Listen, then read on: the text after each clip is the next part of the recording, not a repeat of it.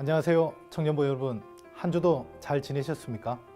오늘은 12번째가 그리스도의 탄생에 대해서 배워보도록 하겠습니다. 여러분, 오래된 복음성가 중에 이런 찬양이 있습니다.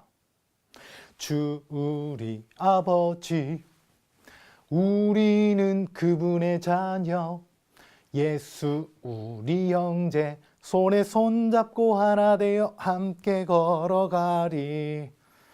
민망합니다. 이 찬양에 보면 예수님도 하나님의 아들, 그리고 우리도 하나님의 아들과 딸, 바로 우리 형님입니까? 우리 오빠야입니까? 우리는 예수님과 형제지간입니까? 우리가 고백하는 사도신경에 보면 예수님을 하나님의 외아들이라고 표현하고 있습니다. 외아들 뜻이 무엇입니까? 일반적으로는 외동아들의 의미로 많이 쓰입니다. 하지만 딸이 여럿 있는데 아들이 하나 있을 때도 사용되죠. 예수님께서는 하나님의 외동아들이거나 하나님께서 딸들도 많이 있지만 그 중에 하나밖에 없는 아들이라는 뜻은 아닐 겁니다. 그래서 개정된 사도신경에서는 그 외아들을 그의 유일하신 아들, 즉 한자어로 독생자로 바꿔서 표현하고 있습니다. 우리 다 함께 제33문 함께 읽어보도록 하겠습니다. 우리 역시 하나님의 자녀인데 그분을 왜 하나님의 독생자라 부릅니까? 왜냐하면 오직 그리스도만 본질로 하나님의 영원한 아들이시기 때문입니다. 우리는 그리스도로 말미암아 은혜로 입양된 하나님의 자녀입니다. 독생자라는 말은 하나밖에 없는 아들이라는 뜻보다 더 큰 의미를 담고 있습니다. 독생자라는 단어 속에는 두 가지 의미가 있습니다. 첫 번째는 오직 한 분이라는 의미입니다. 예수가 하나님의 아들이라는 말을 들었던 당시 헬라 사람들은 크게 놀라지도 않았습니다. 왜냐하면 그들은 제우스의 아들 중에 자신들이 몰랐던 예수라는 아들이 또 있나 보다 생각했기 때문입니다.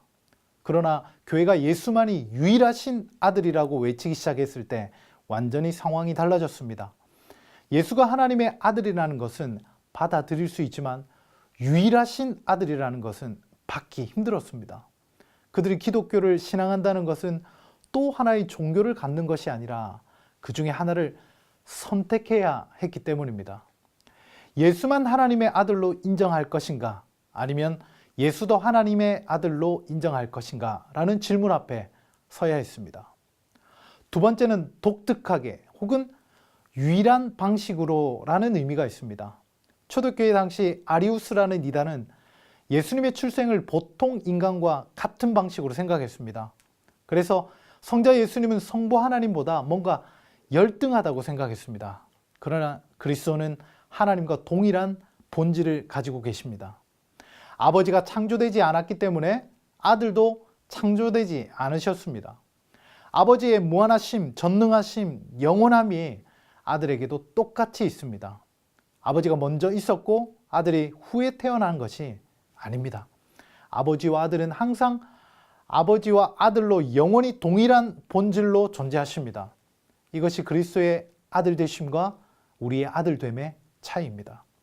예수님은 우리 형님, 오빠가 그리고 친구도 아닙니다. 우리는 어떻게 보면 하나님의 아들로 입양된 것입니다.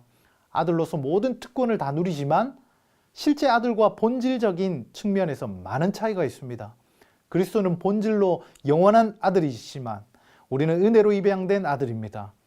우리 주님은 우리를 노예와 같이 물건 취급하시는 분이 아니라 마치 친구와 같이 우리를 인격적으로 대한다는 말이지 진짜 친구 관계는 아닙니다. 우리는 독생자 예수를 우리 주라고 고백합니다. 요리문답은 예수께서 우리의 영혼을 구원하시고 자신의 소유로 삼으셨다 말씀합니다.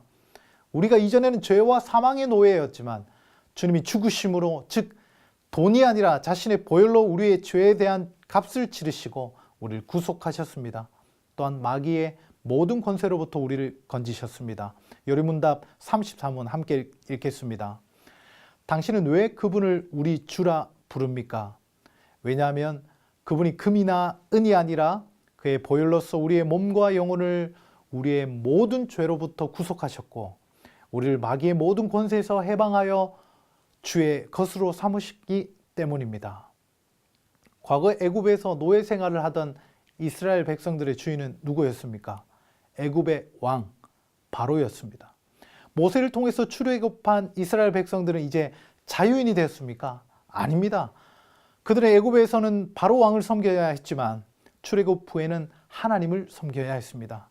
그들은 자유인이 된 것이 아니라 섬기는 주인이 바뀐 것입니다. 바로 왕은 폭군이었지만 하나님은 좋은 아버지와 같은 분이셨습니다. 예수님을 믿기 전에 우리는 마귀를 섬겼지만 예수님을 믿은 후에는 우리의 주님은 바로 우리를 구원하신 예수님이십니다. 요리문답 35문답 함께 읽겠습니다. 그분은 성령으로 잉태되사 동정녀 마리아에게 나셨으며 라는 말로 당신은 무엇을 고백합니까? 하나님의 영원한 아드님은 참되시고 영원한 하나님이시며 여전히 참되고 영원한 하나님으로서 성령의 사역으로 동정녀 마리아의 살과 피로 참된 인성을 취하셨습니다. 그리하여 또한 다윗의 참된 자손이 되고 모든 일에서 그의 형제들과 같이 되셨으나 죄는 없으십니다. 완전한 하나님이신 예수님께서 완전한 인간이 되신 이유는 무엇이겠습니까? 그것은 우리의 중보자가 되시기 위해서입니다. 중보자에 대해서는 이미 지난 시간에 다루었습니다. 중보자의 세 가지 조건. 첫째, 참 하나님이시고, 둘째, 참 인간이시며, 셋째, 의로운 분이어야 합니다. 우리 중보자가 참 하나님이셔야 하는 이유를 두 가지로 나누었습니다. 첫째는 모든 인류의 죄에 대한 하나님의 진노를 인간으로서는 감당할 수 없습니다. 둘째는 의와 생명을 얻어 우리에게 영원히 주실 분은 하나님이셔야 합니다. 중보자가 참 사람이고 의로운 사람이어야 하는 이유는 무엇입니까? 사람이 지은 죄값은 사람이 치러야 하고 죄인이 또 다른 죄인의 죄값을 치를 수 없기 때문에 의로운 사람이어야 합니다. 36문답 함께 읽어보겠습니다. 그리스도의 거룩한 잉태와 탄생은 당신에게 어떤 유익을 줍니까? 그리스도는 우리의 중보자이심으로 잉태되고 출생할 때부터 가지고 있는 나의 죄를 그의 순결함과 온전한 거룩함으로 하나님 앞에 가려줍니다. 36문에서 핵심적인 이야기는 하나님께서 나를 중보자 안에서 보시기 때문에 나의 죄를 가려주신다는 것입니다.